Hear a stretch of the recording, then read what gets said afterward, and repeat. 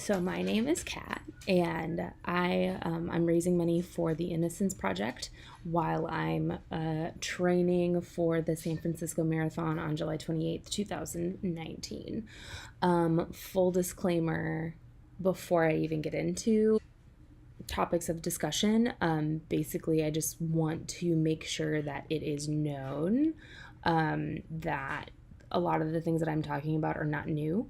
They are things that through my privilege I did not know about until, recently in the last few years. Some like even sooner than that. Like they are things that because of my privilege and because of like the benefit that I get through white supremacy have not been on my radar. So I just want that to be super clear. And these are conversations that I think we all need to be having around race, and I think it's really important.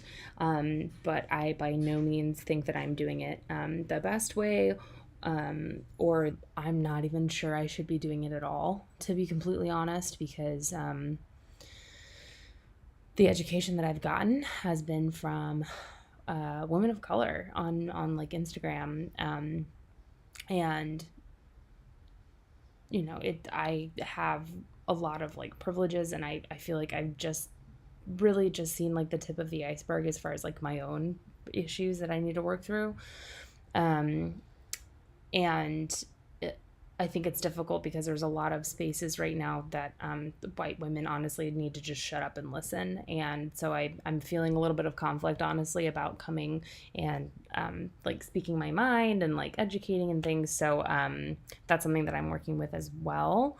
But I really do want people's money to be going into good places. So one of the first things that I wanted to talk about, because I know that the term white supremacy can be really triggering for a lot of people, especially well-meaning white people, because it can feel like you're being attacked or that you are being called a bad person, when in actuality, white supremacy is a part of this institution that we are all kind of caught up in.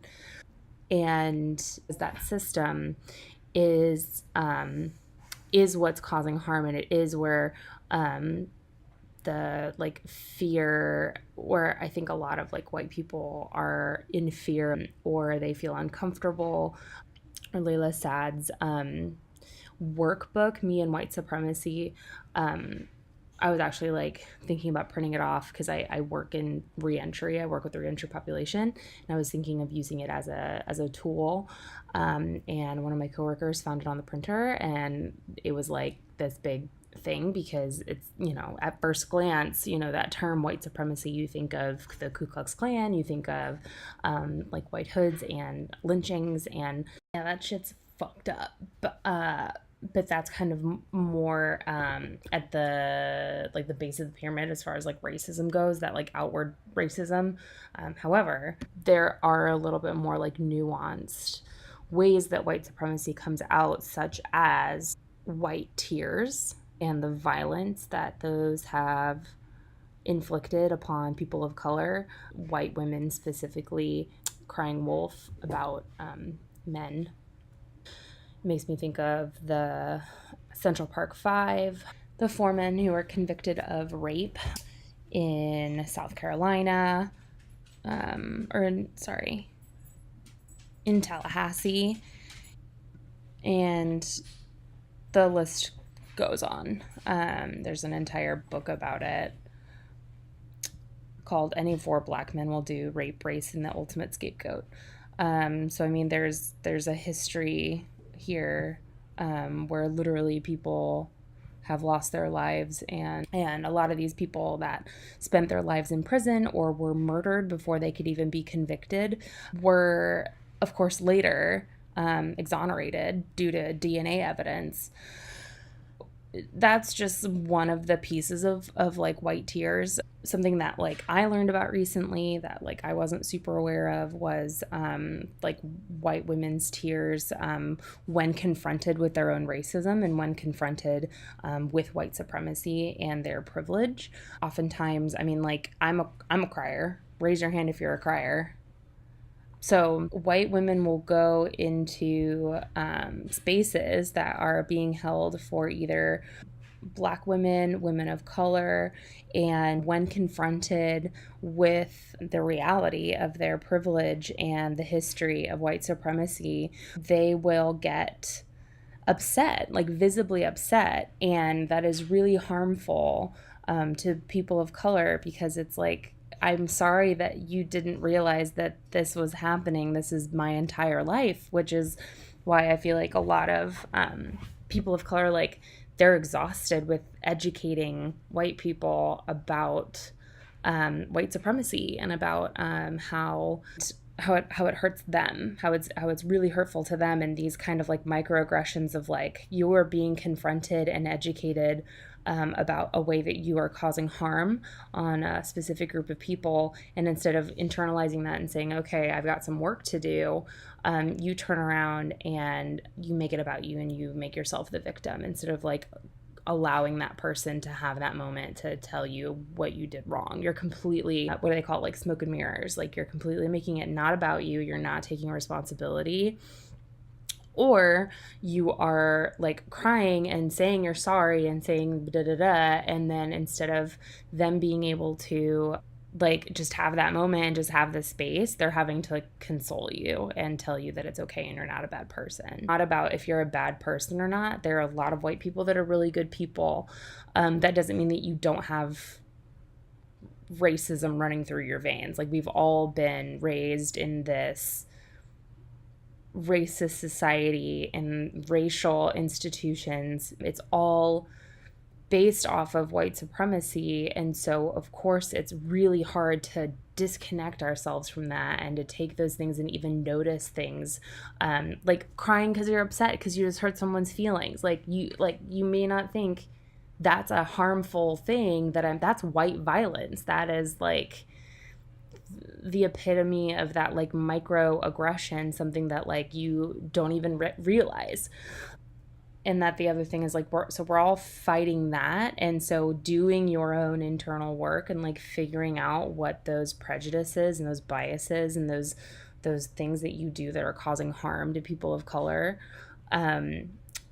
is kind of starting to do that work of figuring out how to get out of this like horrible sticky web that is like white supremacy.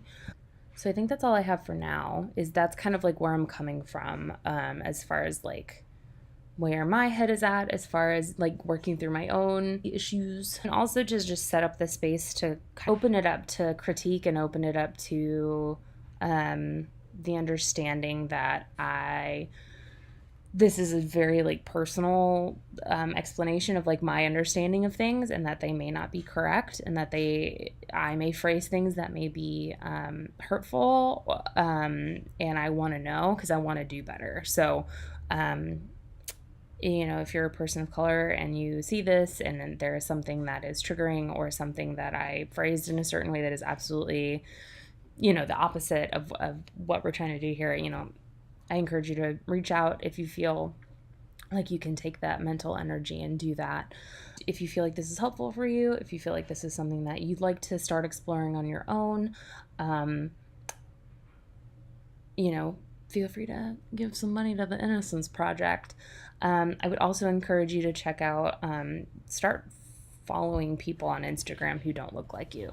I have learned so much from women of color that I follow, as they should also benefit, because they're putting a lot of mental and emotional energy into educating white people, and they should be paid for that work.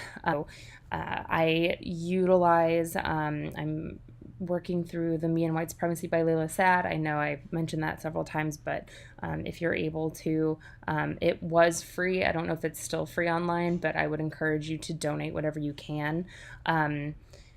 ShiShi Rose is doing really awesome work with reparations for Black people on Instagram, and so she will come across people who have like GoFundMe's, and they are people of color who are struggling, particularly women that are like having trouble for whatever reason, you know, with school, with housing projects, with medical issues, and it's directly paying these people who have been victims of oppression. So that's another good way. So if you don't feel like you can donate to the Innocence Project, I would definitely recommend and ask that you donate to the women who are putting so much work into educating other people, so that we can all get on the same page, because again, this is not new information. So the women who are doing this education, they're tired, and I totally get it.